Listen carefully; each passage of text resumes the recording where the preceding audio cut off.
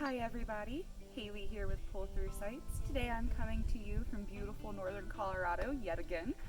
Today I am talking to you about the 5 mistakes that people often make while car camping. Before I jump into it, as always, if you like my sweater today, we're getting into sweater weather here in Colorado. We have these available. They're brand new on pullthroughsites.com, so make sure you check those out. The link is down in the description below.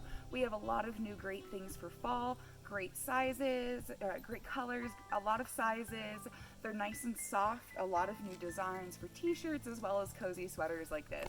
So make sure you check those out. Those are down in the link below, as well as with a lot of other great things that we bring you from Pull Through Sites, including free camping checklists, free camping guides, more videos like this, as well as camping journals, mugs, all kinds of great things, and even a book written by Jessica Ryder, which talks about how camping saved her life and how she was able to have her journey to recovery through camping and RV life. So make sure you check those out. Again, the description's in the link below. But for today, we're going to be talking about, again, the 5 mistakes that people often make while car camping. Please keep in mind that this is my own personal experience, this is my own knowledge and what I've learned through my SUV RVing experience. May not be the same for you. You may not make these mistakes, you may make entirely different mistakes, or these things may not be super applicable to you depending on where in the country or what time of year you're camping. So keep that in mind as I jump into it. But yeah, these are my 5 tips that I think people most often make while car camping. So, tip number 1, the number 1 mistake I think people make when car camping or SUV RVing is not making an itinerary for your trip. That may just be my own personal personality and preferences coming through, but I like to make a plan before I leave anywhere, and I like to make sure I know itinerary and time-wise what my travel plan is. So make sure that you're allotting yourself enough time to get packed, that you're not having to rush, that you're not going to miss anything, because that's important. Make sure you check out my 5 tips for staying safe car camping video. I'll link that up above and in the description down below. So make sure you give plenty of time to prepare so that you have everything you need to stay safe while car camping. Then make sure you know how long it's going to take you to get to your destination. How many hours away is it? Yes, but also allot time for stopping for lunch, stopping to take photos, just generally being slow and late, traffic, things like that. Make sure you allot for all of those in your itinerary. And then most importantly, no matter when you start out during the day, my biggest tip and my biggest personal preference, I guess, is to get to your campsite well before dark. You want to make sure that you're getting your campsite at least an hour before sunset so that you have time to not only find your campsite for one, especially if it's an area you're not familiar with, but also so that you can get set up in the daylight and get your fire going and get dinner cooking before it gets too dark on you. So depending on what time of year it is and where you are in the country, it's going to get dark at different times. So make sure you check that before you leave the house and know when you're going to get there and get to your campground at least an hour before the sun sets. Mistake number 2 that people often make while car camping or SUV RVing is not checking the weather before you go. That is a big one. It may seem intuitive, but sometimes you can get, wrapped up in planning a big trip ahead of time. You know you're going somewhere, and the morning of, you just pack up, throw everything in your car, and get going. I have unfortunately made that mistake before too, and gotten somewhere and not realized how cold it was going to be, how rainy it was going to be. So make sure you always check the weather before you leave the house. It may seem like a simple common sense tip, but it's very important. Also, if you have signal, check it as you get a little bit closer to your campsite and look at weather like radar maps, not just, like the Google suggestion for what the weather is going to be in that general area. Try and get a little bit more specific and accurate so you know what the conditions are going to be like when you show up to your campsite. Mistake number 3 that people often make while car camping is to not bring enough gear for the weather. I just mentioned checking the weather before you go, but I am often a victim of the mistake, my own personal mistake of not bringing enough clothes to stay warm while car camping. I think it's going to be warm, I won't be cold at night, I'll be fine wrapped up in my blankets and my sleeping bag, but often I end up getting chilly anyways.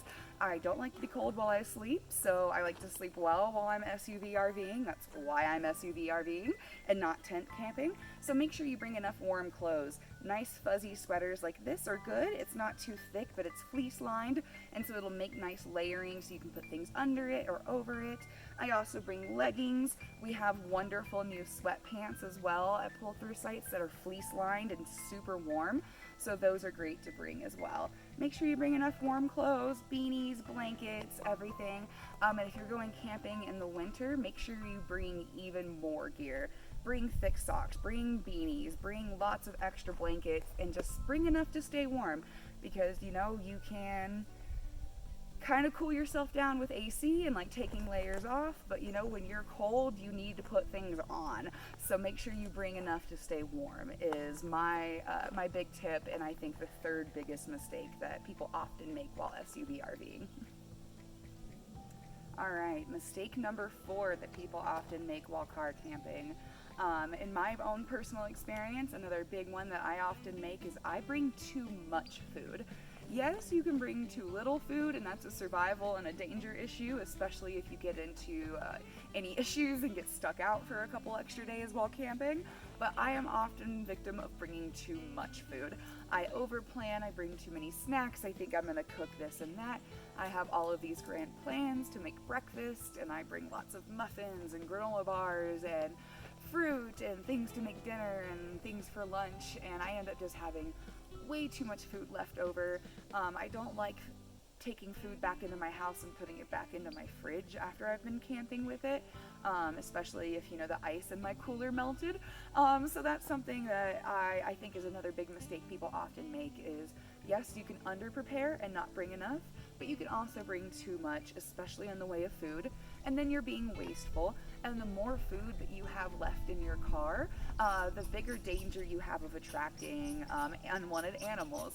For instance, I'm often camping in bear country, as I am right now, and so I need to kind of limit how much food that I bring, and I try to eat as much of it as quickly as possible. And if I'm having like a one-night quick overnight trip, I try not to bring too much food so that I don't have anything in my car with me while I'm sleeping.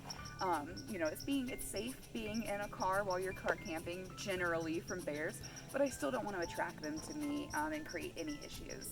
So don't bring too much food is the 4th biggest mistake I think people make. All right, and then finally, mistake number 5. The 5th biggest mistake that people make while car camping is overthinking it and not having fun. You're out here to have fun. You're out here to enjoy yourself in nature. So make sure you're prepared beforehand. Make sure you plan and you're on top of things, like I said. But when you're out here in nature, enjoy yourself and have fun.